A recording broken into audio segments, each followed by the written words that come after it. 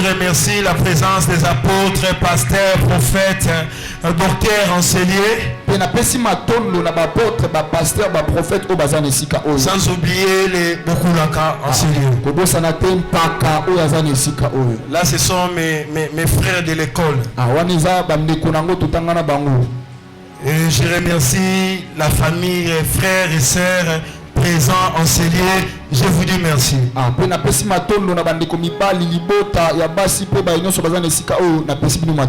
Amen. Amen. Nous allons lire la parole de Dieu dans 1 Samuel 17. 1 Samuel chapitre 17. À partir du 38e verset. 38e verset. On peut honorer la parole de Dieu.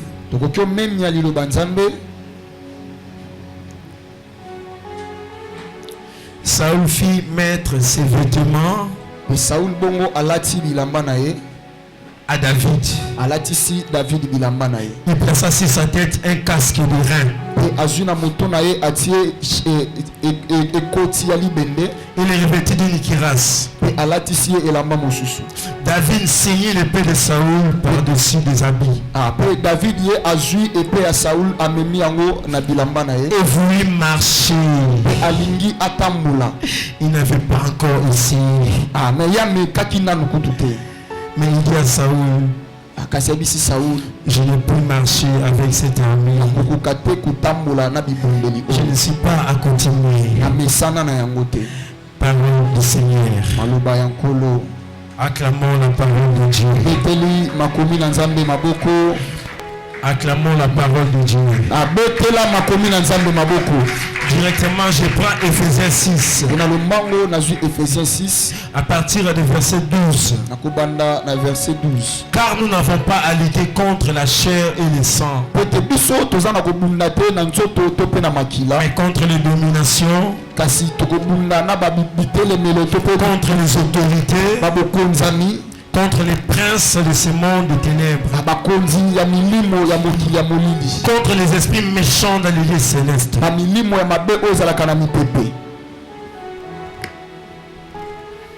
Amen. Amen. Notre dénomination est que ma coupe déborde.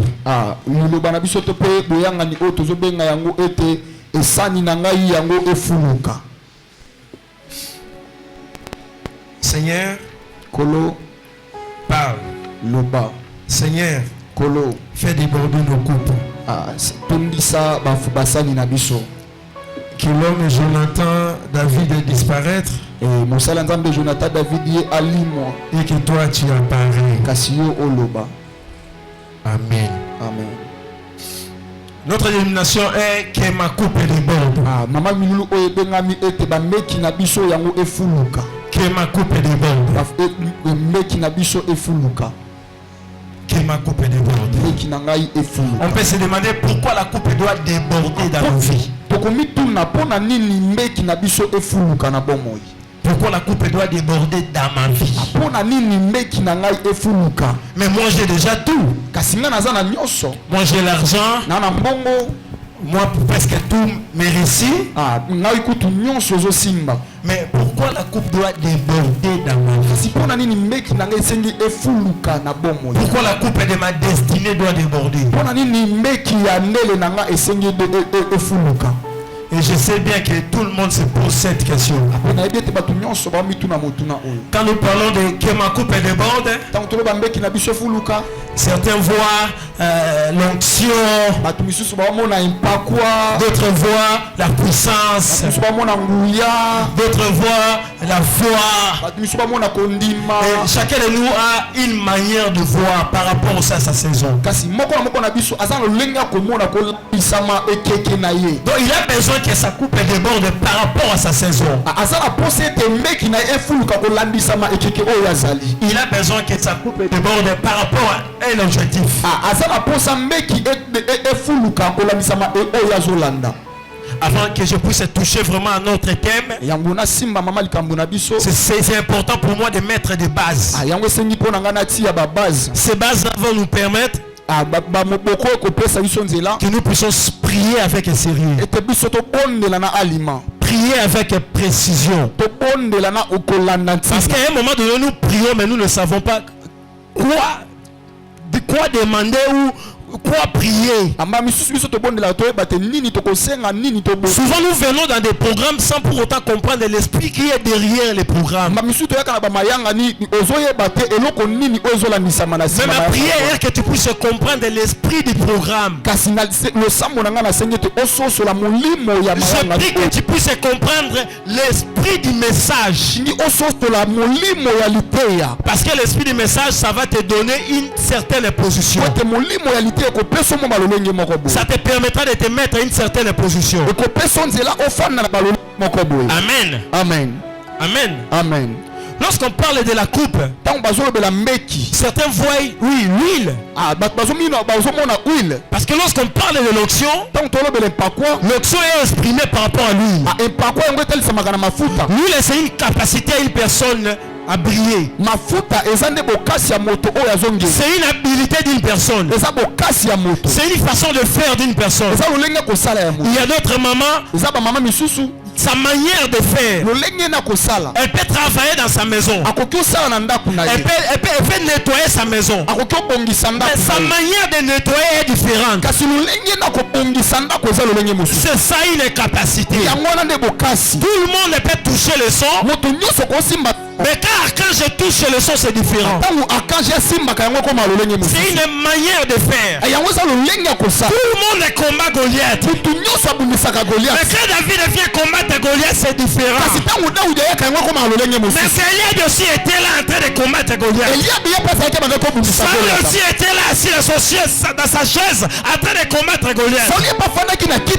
C'est une capacité de combattre. C'est une capacité de combattre. C'est une capacité de résister. Toi tu peux résister à Goliath, mais c'est différent à la résistance de David. Toi tu résistes avec des cris. David ne résiste pas avec des cris. Amen. Moi c'est son papa. Dieu.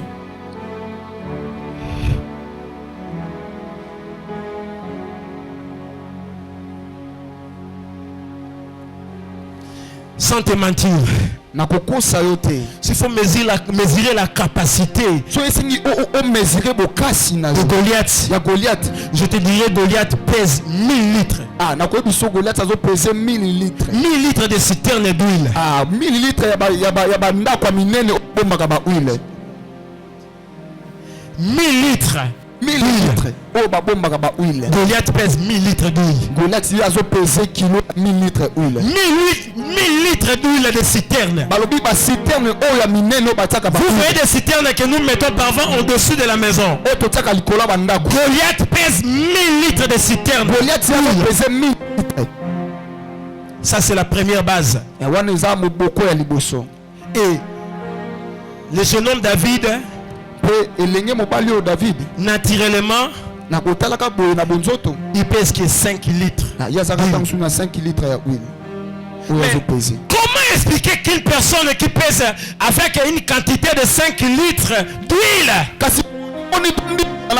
peut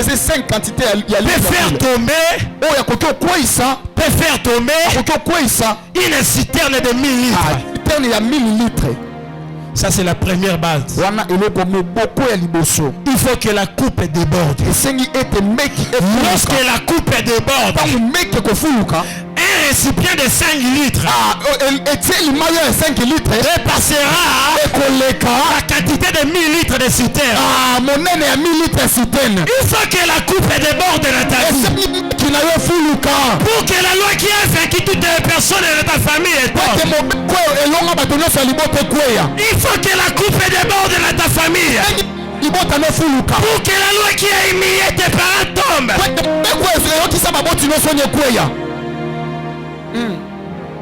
Come on.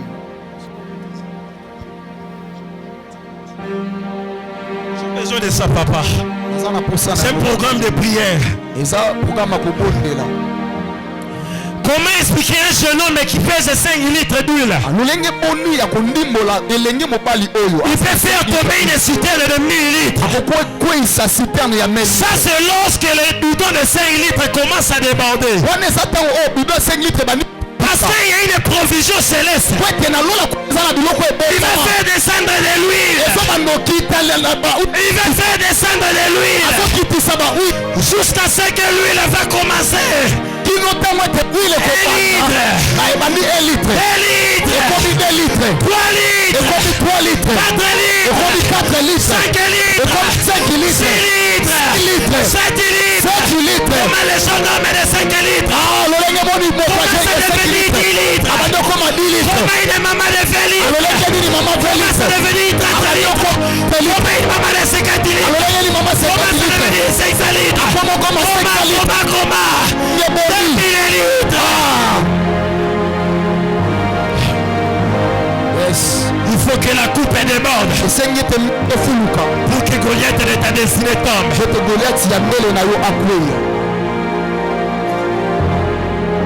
Ça c'est la première base.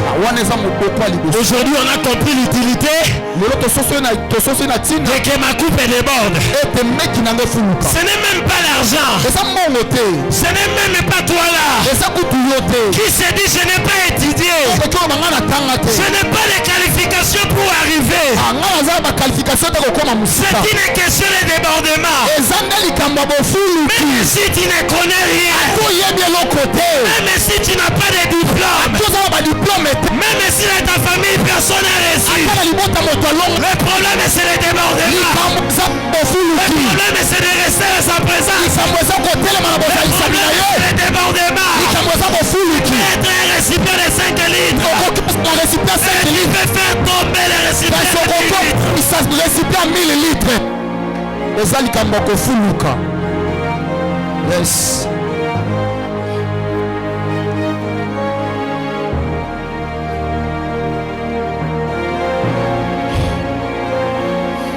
Je vais mettre la deuxième base.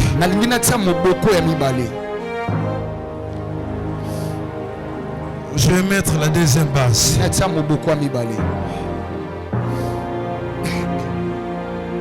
La deuxième base, c'est l'ennemi. Souvent nous ne comprenons pas la notion d'ennemi. Combien de fois nous avons traité de Pichu notre ennemi? Combien de fois c'est là qui nous empêche de recevoir quelque chose dans le monde physique, nous les traitons d'ennemis. Et aujourd'hui dans ce programme, nous allons comprendre l'ennemi. Qui est notre ennemi? Dans la parole vivante, on nous parle de l'ennemi, on nous présente comme un système. On nous dit que c'est une organisation démoniaque, une organisation satanique. Ça veut dire l'ennemi est organisé. Avant de faire asseoir ses œuvres, avant de faire asseoir ses œuvres, il est d'abord organisé là où il est. Il est dans le quartier général du mal. Il cherche à régir notre monde. Il cherche à diriger notre monde. Il cherche à régir notre monde. Et nous devons comprendre l'ennemi. Si on n'a pas bien compris l'ennemi, on va se bagarrer avec Gelor. Si on n'a pas bien compris notre ennemi, on va se bagarrer avec Pierre. C'est important de comprendre l'ennemi. Amen. Qui es-tu? Tu es le fils de Dieu qui devait venir.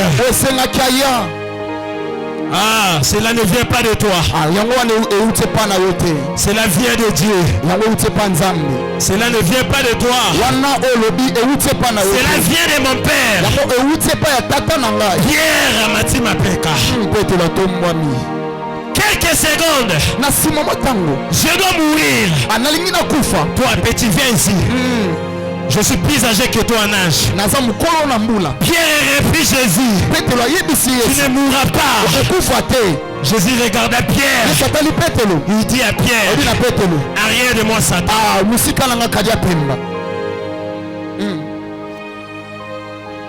Qui a compris?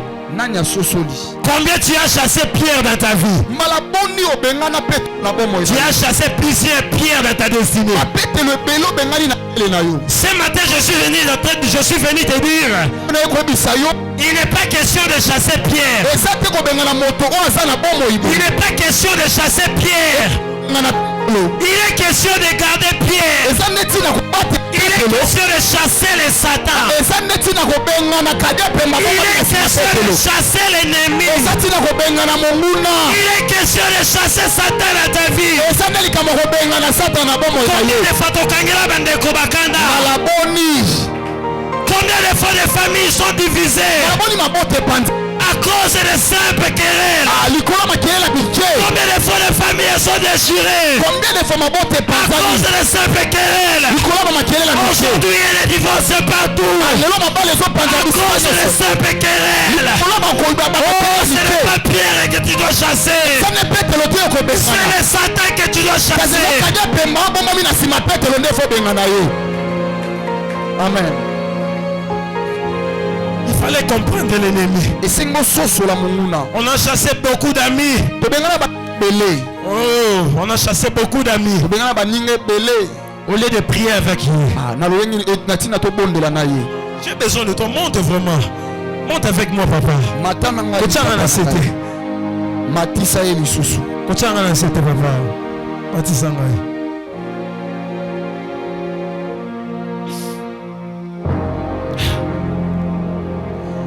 Le problème, Pierre, c'est récipient. Le Saint-Esprit m'avait dit ça. Caleb n'est qu'un récipient. Yann n'est qu'un récipient. Donc à chaque fois il peut porter une pensée. Le récipient c'est un porteur d'une pensée. Oui, ne te trompe pas. Nous avons des pensées. Il y a la pensée de Dieu et il y a la pensée du diable. Le monde de Dieu aussi, il y a la pensée des hommes. La pensée des hommes n'existe pas. Nous sommes en guerre. Nous sommes en guerre. Il n'y a que deux pensées. Soit c'est Dieu qui parle, soit c'est l'ennemi qui parle. Nous avons des royaumes. Soit c'est le royaume de Jésus, soit c'est le royaume de Satan. Nous avons des armées. Soit c'est l'armée de Dieu, soit c'est l'armée de l'ennemi. Nous avons des pensées. Soit tu portes la pensée de Dieu, soit tu portes la pensée de l'ennemi. Toi tu portes quelle pensée? Tu portes quelle pensée? Tu portes quelle pensée? Tu portes quelle pensée? L'homme n'est qu'un récipient. Tu peux te réveiller comme ça, tu vois ta propre femme te combattre. Et si tu n'as pas un esprit de discernement, il te sera difficile de comprendre. Tu peux te lever comme ça, tu vois un frère toi tenir devant toi pour te combattre. Si tu n'es pas avisé, tu vas combattre ton frère. Le problème c'est la pensée. Et le problème nous sommes les porteurs des pensées. Aujourd'hui on peut porter la pensée de Dieu. À quel sein il porte la prendre par quel esprit? Quelle pierre est animée?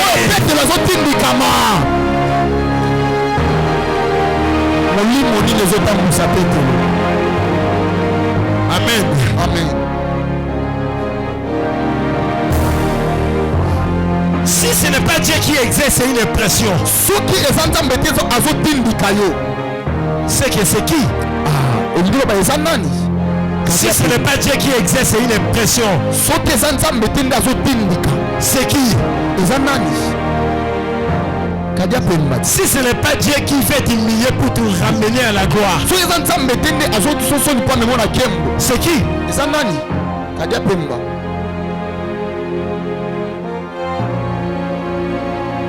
Jésus a dit à ses disciples, ne quittez pas Jérusalem. Ne vous éloignez pas de Jérusalem. Il savait que les disciples allaient faire face à un système. Ils allaient faire face à un système. Il fallait que leur coupe déborde. Ne vous éloignez pas de Jérusalem. Ne vous éloignez pas de Jérusalem. Attendez jusqu'à ce que. Attendez jusqu'à ce que. Vos coupes déborderont. Ne vous éloignez pas de Jérusalem. Je peux dire à une personne ne t'éloigne pas de ta Jérusalem. Attends jusqu'à ce que ta coupe déborde. Attends jusqu'à ce que ta coupe déborde. Ne t'éloigne pas de ta Jérusalem.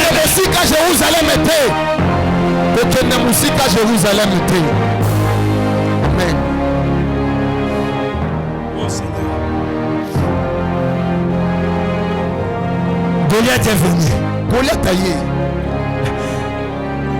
Goliath est venu.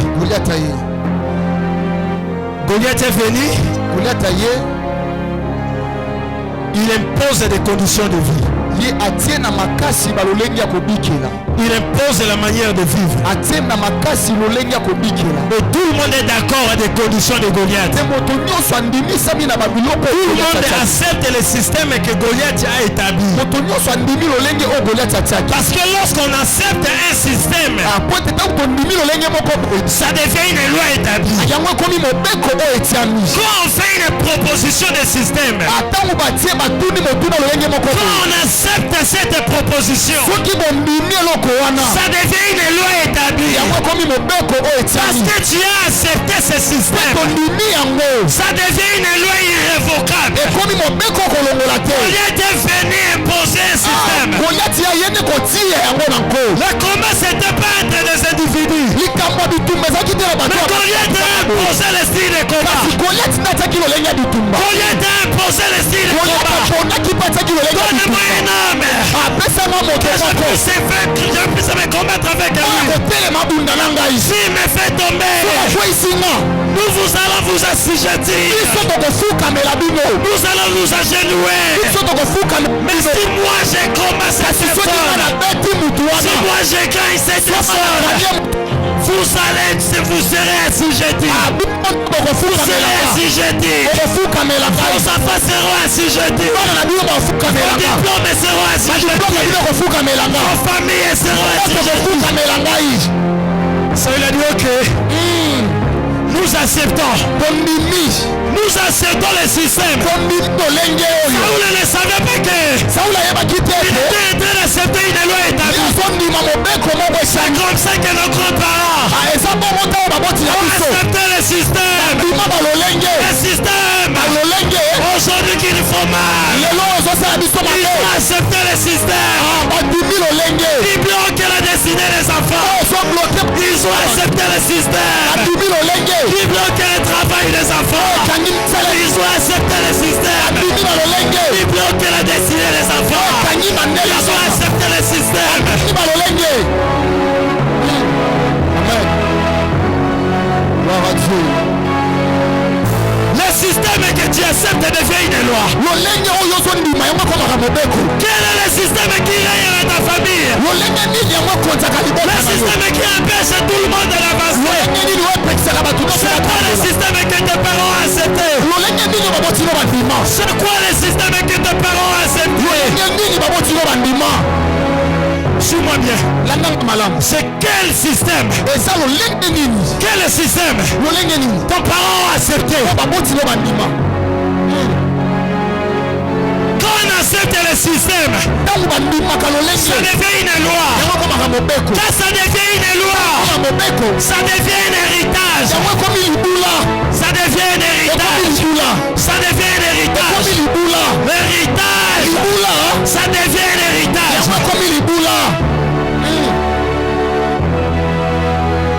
Saoul était là.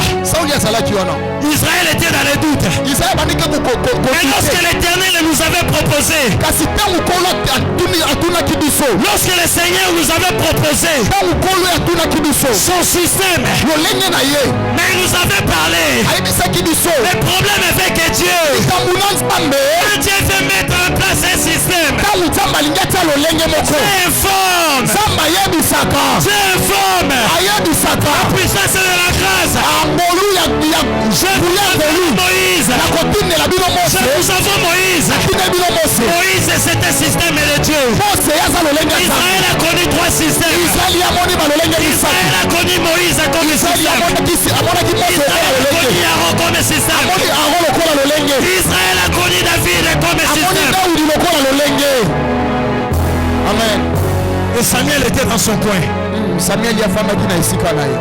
Mais avant que Dieu puisse mettre en place David, même Saoul, il m'avait parlé, non? Quand Israël est baqué, baqué retourne pas Zambie. Malgré premier jour, baqué retourne pas Zambie. Est-ce que c'est moi à Goliath? Troisième jour, baqué tourne. Quatrième jour, baqué tourne. Cinquième jour, sixième jour, septième jour, façon de mener la prière avec les cris de guerre. Ça même sur eux, ça m'a dit. Ce n'est pas moi. Le problème avec le système, le système pousse les enfants à condamner les parents. Le système pousse les enfants à condamner les parents. Que si nous menons cette vie, c'est parce que notre papa a mal géré. Si nous menons cette vie, c'est parce que notre maman a mal géré. Le système pousse les enfants à condamner les enfants. Le système pousse les parents à condamner les enfants. C'est le système. Le système.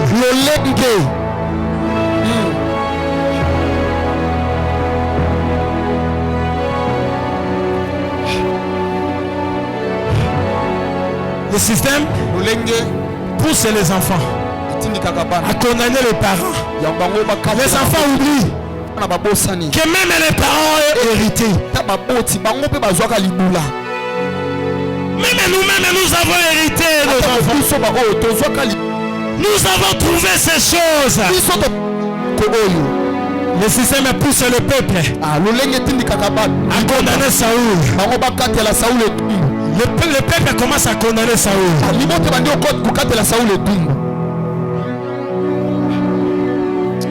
C'est très facile de comprendre encore le système.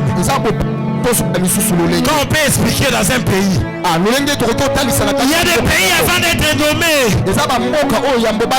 tu es intègre. Avant d'être nommé, tu es intègre. Il faut nommer. Tu deviens voleur. Il y a des pays comme ça. Avant la nomination, tu es sérieux. Il faut arriver au pouvoir. Il était moins sérieux. C'est le système. Nous avons condamné Kabila. Nous avons condamné Fachi. Dieu m'a appris. C'est le système. Le système pousse le peuple à condamner le président. Le système pousse le peuple à condamner les ministres. C'est le système.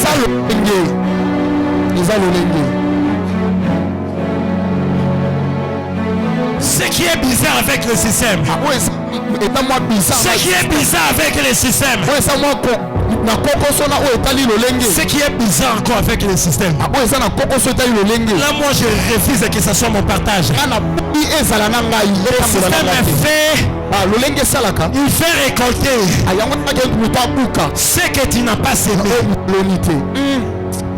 Le système est fait récolter ce que tu n'as pas semé.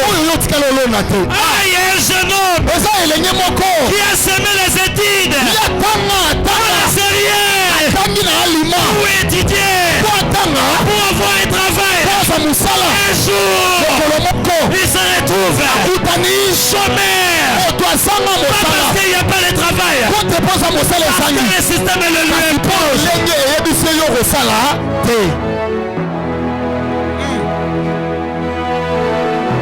Le système est fait récolter ce que ton père n'a pas semé. Le système est fait récolter ce que tu n'as pas semé. Il y a des mamans et de jeunes femmes. Elle s'est gardée sérieusement pour se marier. Interprète mon frère. Elle s'est mariée sérieusement. Elle s'est gardée pure pour se marier. Il se marie. Elle demande le divorce. Ce n'est pas un homme. C'est le système. Le système est fait récolter ce que tu n'as pas semé.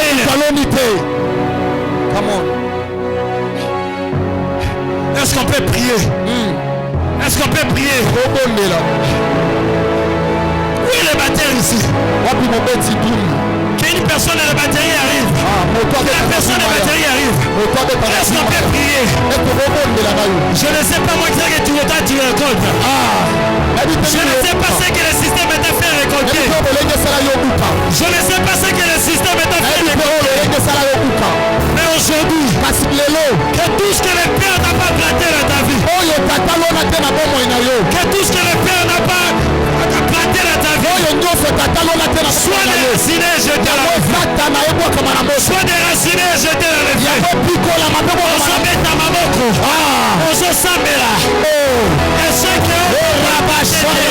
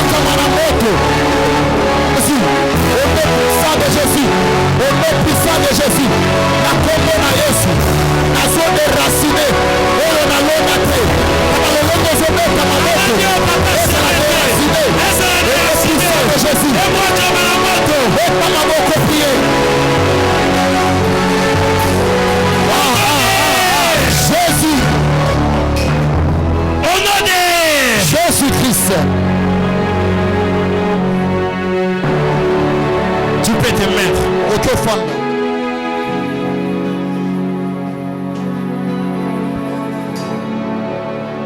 Oh Jésus. Jésus.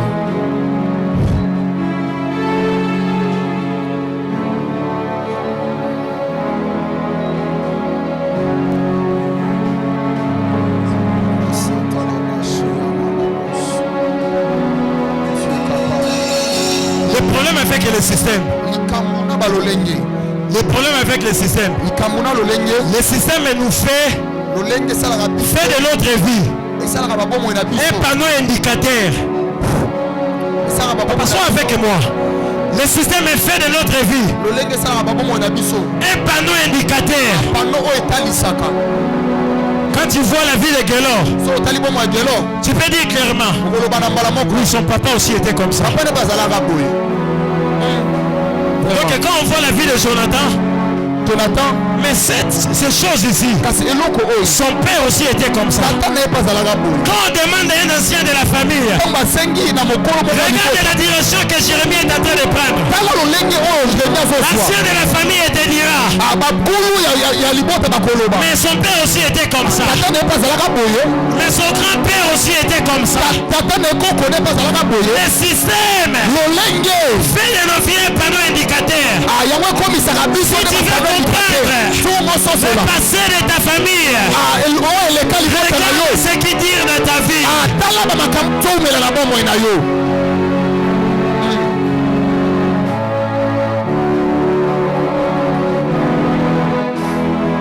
Oh Jésus.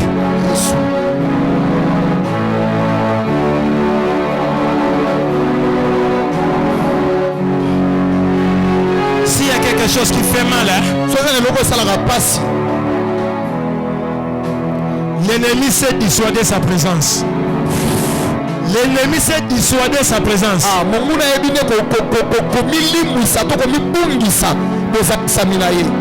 Beaucoup ont condamné le pays. Ça ne marche pas parce que c'est Congo. Beaucoup ont condamné le pays. Ça ne marche pas parce que le Congo. Ça n'a pas marché parce que tel homme a fait agir mal. Si aujourd'hui nous sommes là, si aujourd'hui Goliath est devant nous, c'est à cause de Saoul. C'est à cause de Saoul. L'ennemi dissuade de sa présence. Alors que c'est lui. Si je n'arrive pas à me marier, parce que j'avais mal géré la relation. C'est ça que l'ennemi essaye de te faire comprendre. Si cela m'arrive, parce que je n'ai pas d'argent, le problème ce n'est pas l'argent. Le problème ce n'est pas le passé. Oh, si je n'arrive pas à me marier, c'est parce que je me suis conduit mal. Le problème ce n'est pas les événements passés. Le problème c'est le système.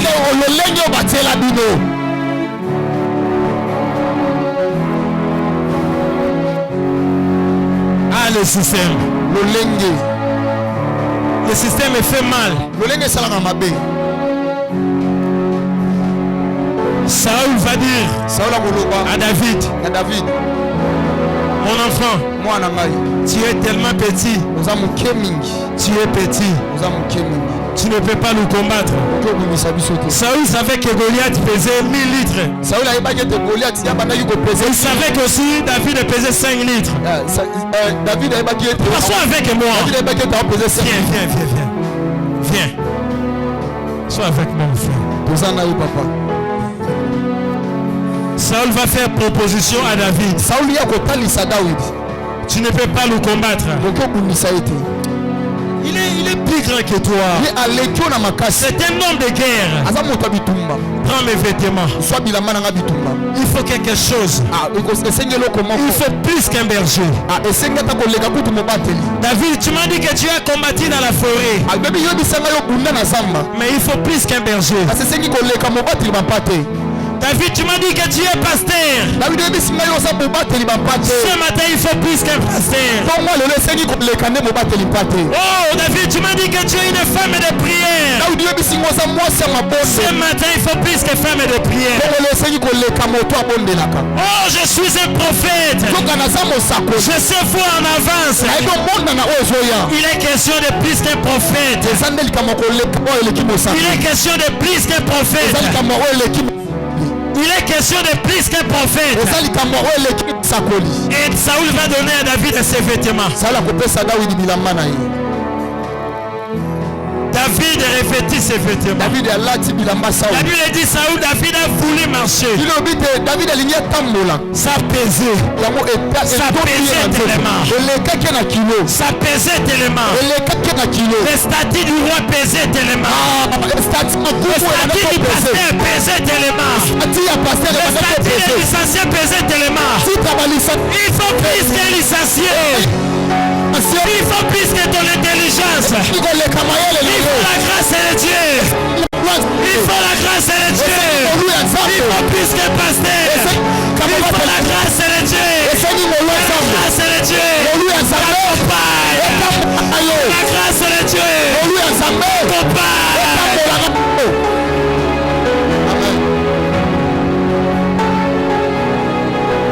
Que la grâce de Dieu t'accompagne.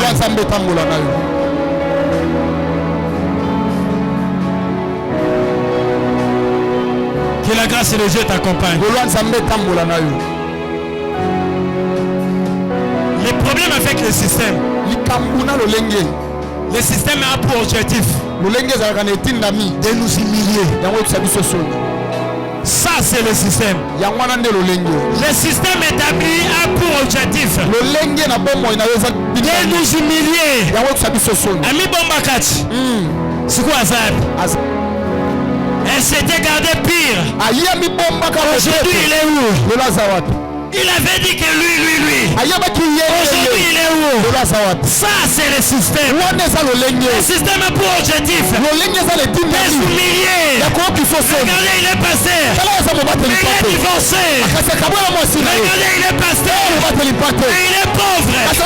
Regardez, il prie. Rien ne marche dans sa vie. Regardez, il prie.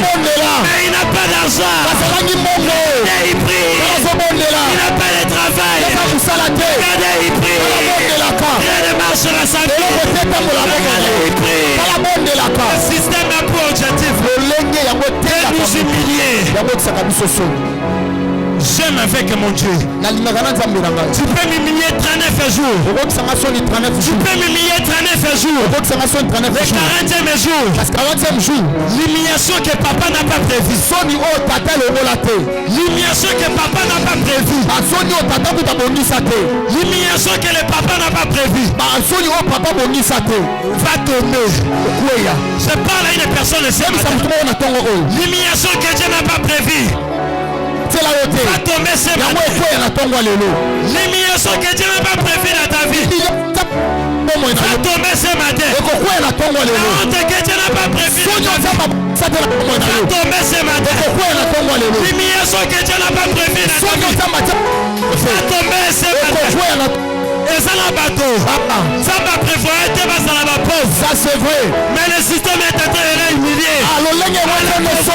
La pauvreté que la part n'a pas prévu. Et quoi la combe la Yesu. Et quoi la pauvreté que papa n'a pas prévu. Et quoi la combe la Yesu.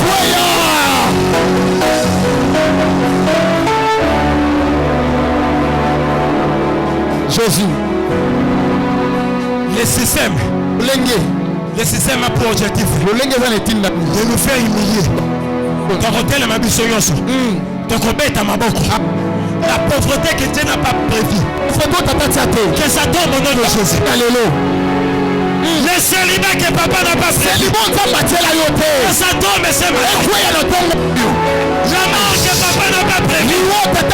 Que ça tombe. C'est quoi ça? C'est le négocié.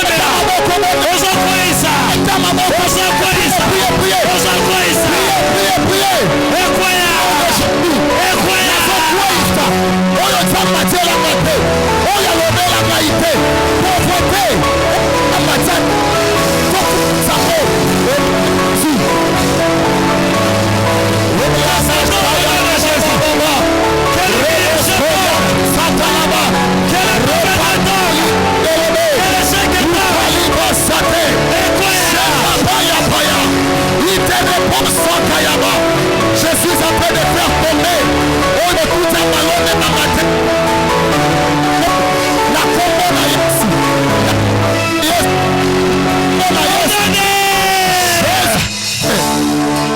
La place Kataro Koya Bashaya. Jésus. Mandana Kaya Baba Baba. Oh Shababir. Il cherchait Jésus. Il cherchait Jésus. Parce que Jésus a prêché. Jésus a prêché la bonne nouvelle. Jésus a dit ceci. Ce que Esaïe a parlé.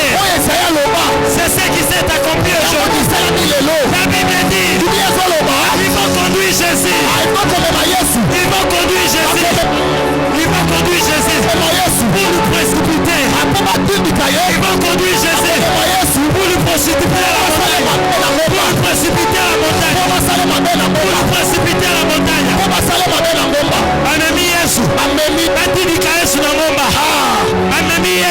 Bamtindika Yesu na ngoma.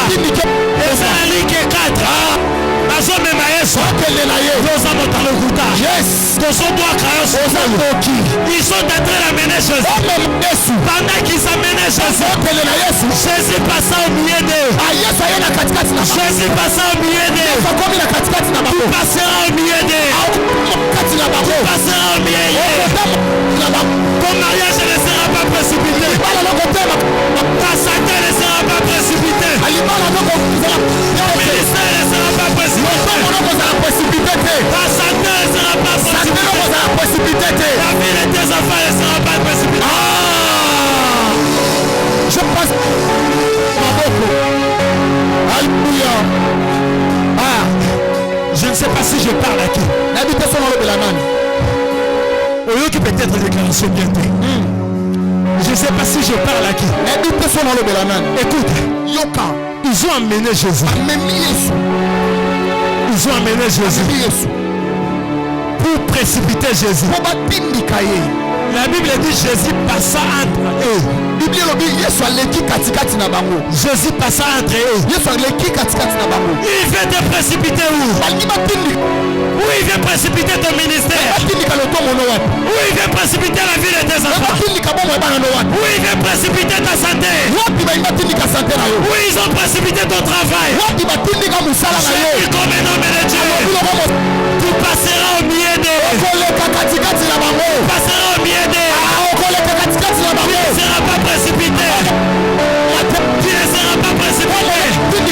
Ton mariage ne sera pas précipité.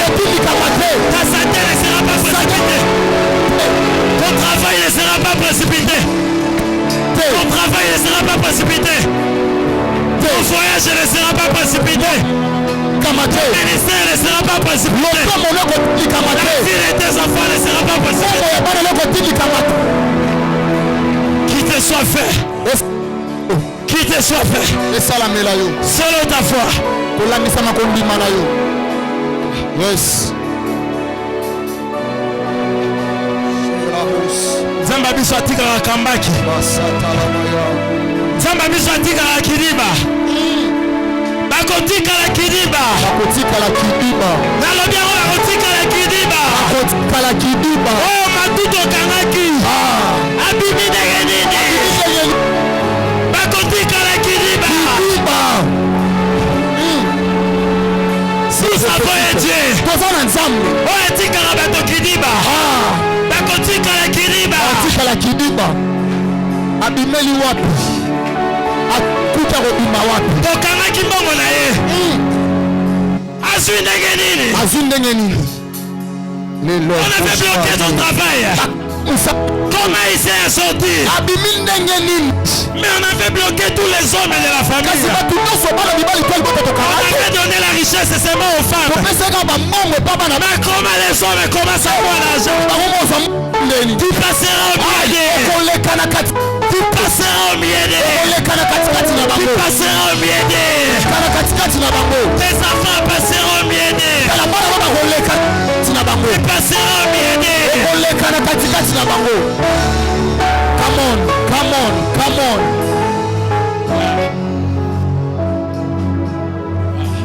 Yes.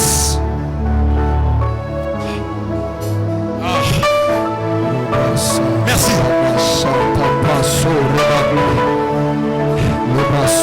Zambe la bikram.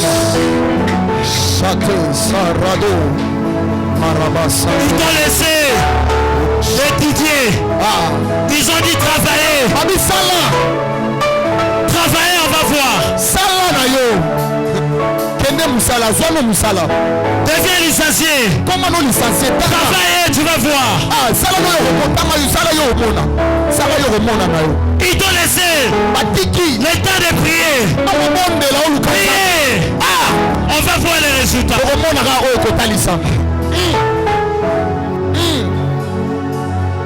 Engage-toi dans une relation. On va voir si ça finira dans le mariage. Toi tu as dit que tu nous as vaincu. Tu t'es marié. Tu vas voir, tu vas divorcer. Marie-toi. On va voir si tu vois des enfants. Ça, c'est ce que le système nous parle. C'est ce que le système nous parle. Je lève mes communautés. Tu vivras ce que Dieu a dit pour ta vie. Tu vivras ce que Dieu a dit pour ta vie. Tu vivras pas ce que Dieu a dit pour ta vie. Et c'est la chose de partage. Et c'est la chose de partage.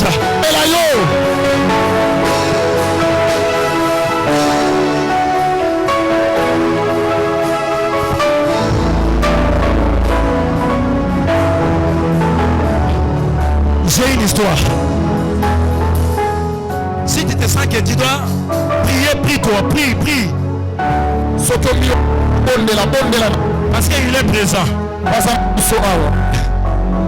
Papa est présent.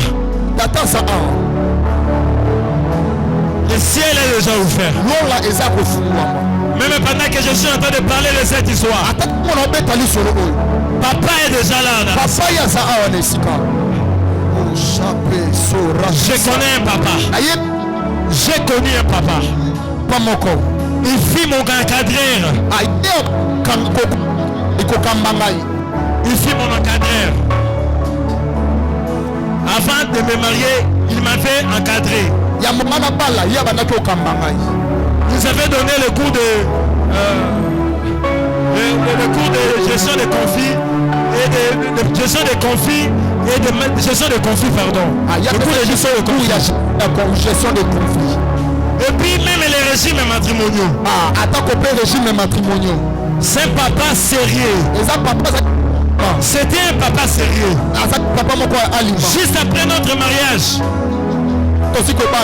le papa va décéder. Lui-même est fille avocat. Il nous avait donné le cours des régimes matrimoniaux. Le papa nous conseillait même de choisir un régime qui va nous favoriser. Il nous parlait parce que souvent la famille vient récupérer les biens. Voilà, il faut choisir ça. Lui-même, il est décédé. Sa famille va venir. Sa famille va prendre tous les biens. Son enfant est avocat. Je parle d'une histoire ici à Kinshasa. Son enfant est avocat. Et on dit à son enfant, regarde, ta maman est dehors. On a jeté ta maman dehors. Alors que votre papa avait des maisons. Ta maman aujourd'hui est locataire. Mais lève-toi. Récupère la maison de son père. C'est une histoire du 21e siècle. L'avocat a dit, la famille de notre papa, à chaque fois un homme se lève dans telles histoires, il décède. Ils ont tué notre tante. Ils ont tué encore un autre oncle. Je ne veux pas qu'il me tue. Je préfère laisser la maison. C'est la base de mon message. L'avocat qui connaît toutes les lois. Il dit si je sais, il faut me prendre. L'avocat lui-même, il est dehors.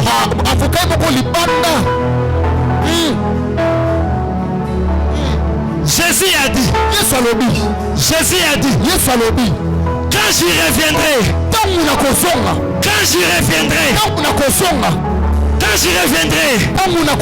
trouverai-je la foi? Quand j'y reviendrai, trouverai-je la foi?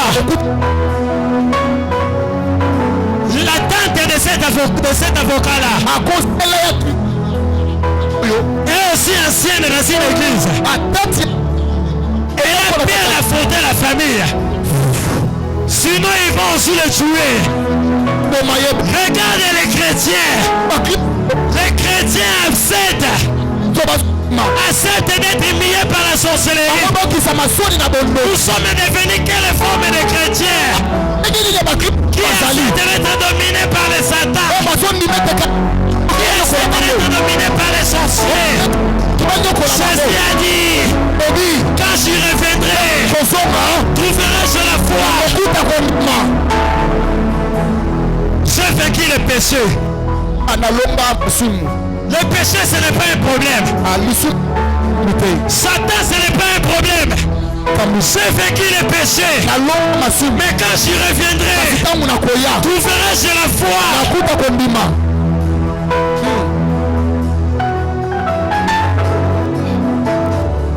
C'est la question que Dieu nous pose ce matin. Est-ce que ceux qui n'ont pas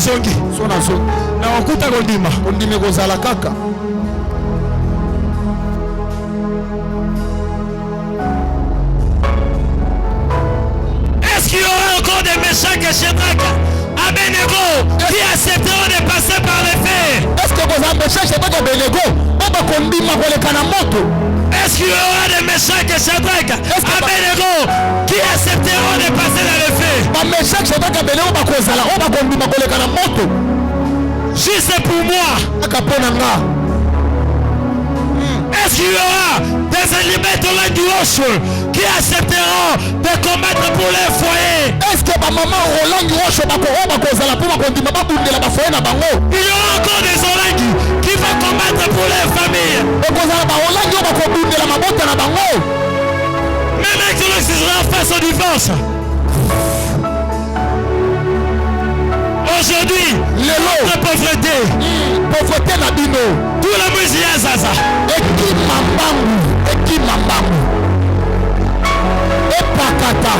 Moins de résistance. Tout le monde y a zaza. Est-ce que quand j'y reviendrai, trouverai-je la foi? Est-ce que quand j'y reviendrai, trouverai-je la foi?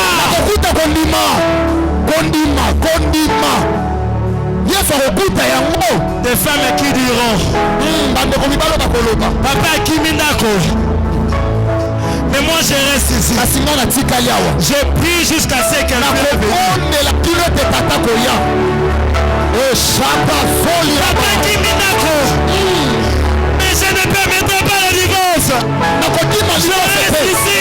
Voici la position à Bakouka. Jusqu'à ce qu'il va rentrer à la maison. Jésus. Jésus. Le travail est blanc. Je resterai ici jusqu'à ce qu'il me donne le travail. Est-ce que quand je reviendrai, trouverai-je la foi?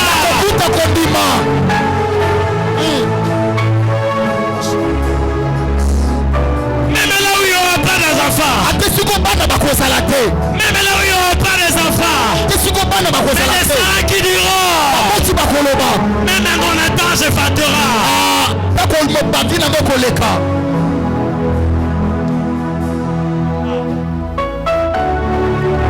Foi. La vie chrétienne, c'est une vie de foi. Quand j'y reviendrai, je trouverai la foi. Yes.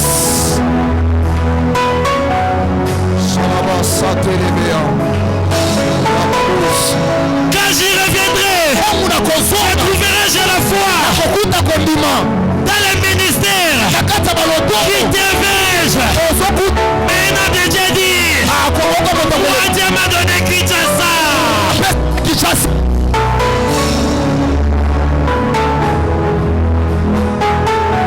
Même là où la santé des enfants est dérangée, est-ce que je trouverai la foi? Je trouverai la foi. La foi. Jésus, la foi. Les gens divorcent.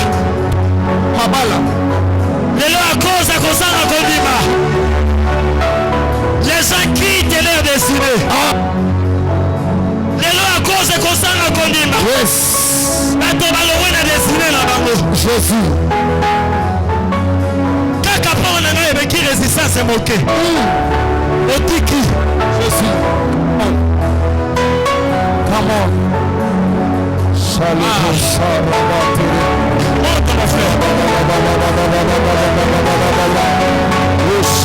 Malada super bébé. Reposa yabase pali. Rosi pale su epelebe. Rebaso pak abai. Ala basiveli. Reposa repaide. Shata paso. Rosi parota pali. Arabasha yabela basata yaba. Come on. Come on. Come on. Petit enfant, Yes. quand j'y reviendrai, je trouverai chez la foi. Mais avant que j'y revienne, avant que j'y revienne, attaquez-lui. Attaquez-lui. Avant que j'y revienne, attaquez-lui. J'y reviendrai. J'y reviendrai. Mais avant que j'y revienne, attaquez-lui. Attaquez votre ennemi. Attaquez-lui. Avant que j'y revienne, attaquez-lui. Avant que j'y revienne, attaquez-lui.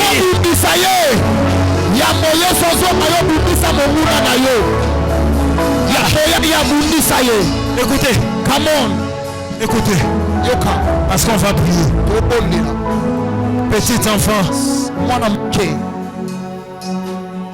Petit enfant. Petit enfant. Je sais que dans peu de temps je reviendrai. Mais je te donne une fonction. Combattre Goliath, c'est une fonction. Je te donne une fonction. Avant que je revienne, attaquez-lui. Avant que je revienne, résistez-lui. Résistez-lui. Attaquez-lui. Celui qui est à la base de freinage de plusieurs ministères. Celui qui est à base de blocage de plusieurs mariages.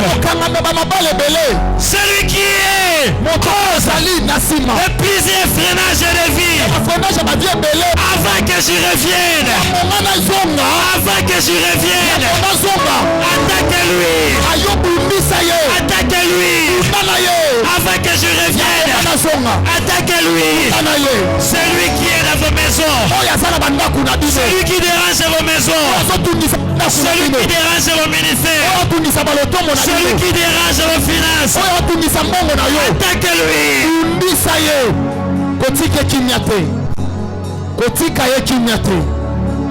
Yes. Il faut tout attaquer. Alléluia. Il doit être attaqué. Il doit être attaqué. Ozo attaqué na dongo lelo. Yes. Moto asimba libala na ozo attaqué. Celui qui est détenu ton mariage. Celui qui est détenu ta vie, ozo attaqué. Ozo tele mozo attaqué. Alaché bon moyinayo. Nous sommes en train de prier. Alaché bon moyinayo. La brasse kaya baché. Mandara kaya baba. Jésus. Les brasse kaya baba.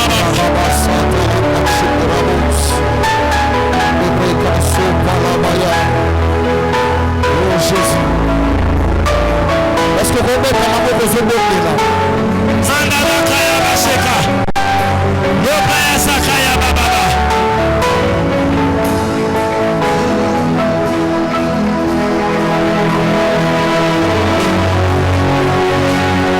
Shadebosa. Holy Ghost. Holy Ghost, nous avons besoin de toi. Holy Ghost, nous avons besoin de toi. Holy Ghost, nous avons besoin de toi. Ici présent, il y a des malades.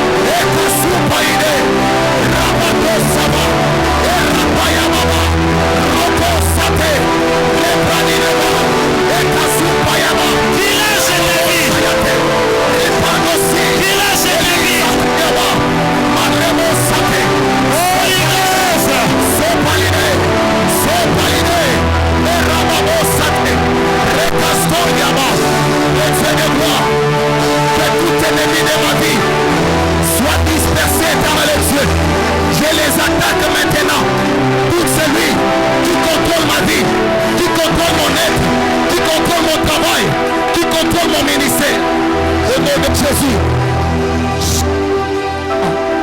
Et la massate. Sobra de cansu te fali. Ros pai. Is. Pali. Dos. Apanta sileka. Lukane. Eka sukarate. Dos.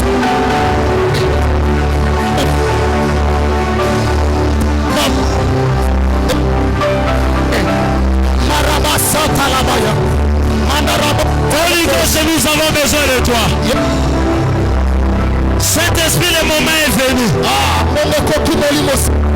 Ici présent, il y a des malades. Ici présent, il y a des chaînes. Holy Ghost, nous avons besoin de toi. Ici présent, il y a des gens. Si tu n'agis pas, les familles seraient déchirées. Holy Ghost, nous avons besoin de toi. Ici présent, il y a des ministères. Si toi tu n'agis pas, Marocain de Liberté, Holy Ghost, nous avons besoin de toi. Holy Ghost, nous avons besoin de toi.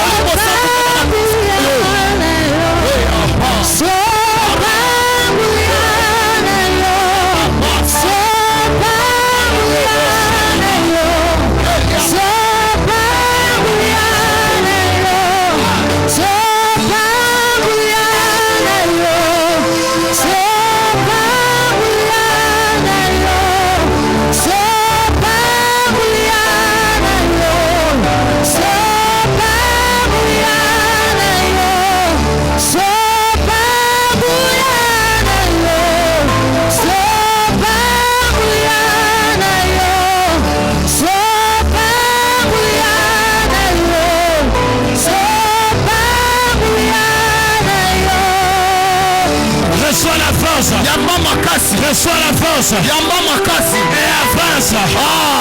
Aucun géant ne se tiendra devant toi. Reçois la force. Reçois la force. Reçois la force. Reçois la force. Reçois la force. Reçois la force. Reçois la force.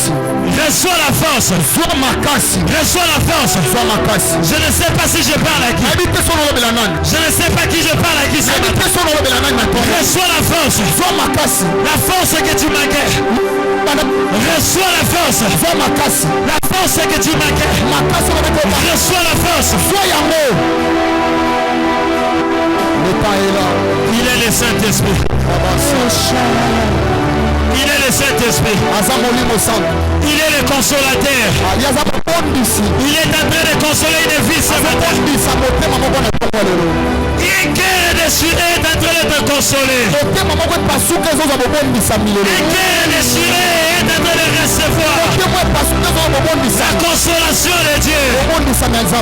Reçois la consolation de Dieu. J'ai dit reçois la consolation de Dieu. Un corps malade est en train de recevoir la guérison totale. Reçois la guérison de Dieu. Reçois la guérison de Dieu. Reçois la guérison de Dieu. Jésus, Seigneur des esprits. Au bibi le traitement curatif. Au bibi le traitement curatif. Reçois la guérison de Dieu. Accepte la guérison de Dieu. Reçois la guérison de Dieu. C'est ça. Dieu papa. Makaraki ministère. Balobaki ministère est souterrain que si Kamorobo. Ton ministère va s'éteindre. Ton ministère va s'éteindre. Ton ministère va s'éteindre. Bakaraki mbongo na yo. Mbongo na yo s'est libéré la combo na Yesu. Il y aura après les 15. Il y aura après les 15 de ta vie. Il y aura après les 15 de ta vie. Tu vas témoigner la main de Dieu. Libala bakaraki fungwami na kombo na Yesu. Libala bakaraki fungwami na kombo na Yesu. Libala bakaraki fungwami na kombo na Yesu. Je parle comme un homme de Dieu ce matin. Il y aura un après les 15 de ta vie. Tu vas témoigner la main de Dieu dans ta vie. Tu vas témoigner la main de Dieu dans ton ministère.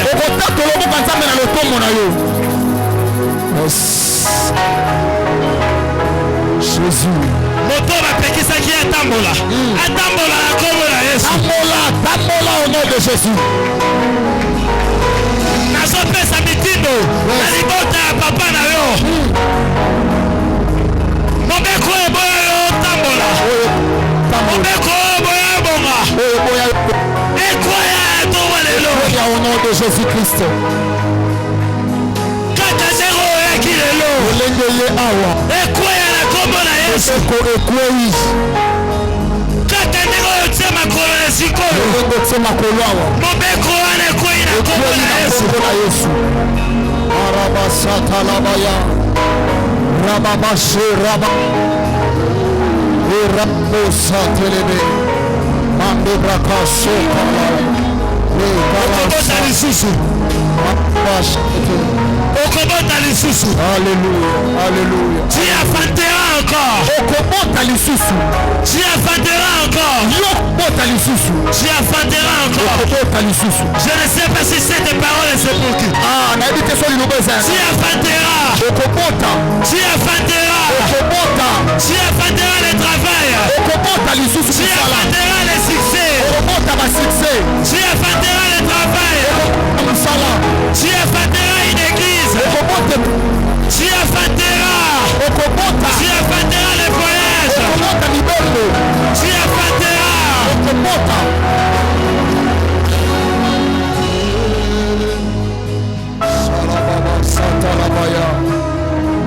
Ma chaîne yo se kwea. Kaka ndongo ye na tomo lelo. Ma chaîne yo so. Ekaterisaka libota na yo.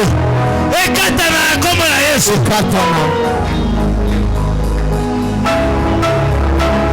Okobika o baboti na o babika te. Come on. Okobika o papa na o babika te. Okobika o mama na o babika te. Amen. Bana na o bakobika soni wana te. Alléluia. Esalemela o na kombo na Yesu. Je reçois au nom de Jésus-Christ.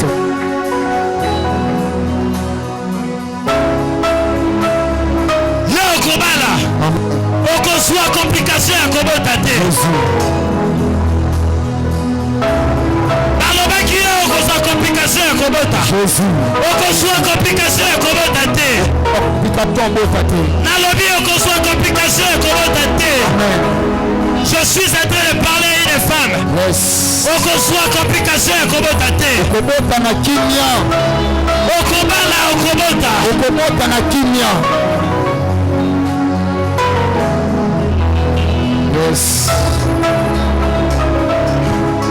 Okobika o mama na wa bika te. Nasolobela mwana mwasi bako ya toma lelo. Okobika o mama na wa bika te. Amen.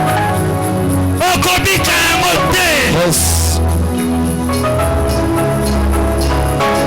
Je change la condamnation na bénédiction. Ce qui était condamnation dans ta vie, je le change en bénédiction. Je le change en bénédiction. La porte est kanamaki. La foule yango ya kombo na Yesu. La foule yango ya kombo na Yesu. Okoma ta promotion. Okoma ta promotion. Tu n'as pas besoin d'un appui. Okoma ta promotion. Okoma ta promotion. Okoma ta promotion. Oh, kokoma directeur. Je suis en train de parler un homme. Okokoma directeur. Okokoma directeur. Okokoma directeur. Dieu m'a dit clairement. Je ne citerai pas ton nom. Okokoma directeur. Okokoma directeur.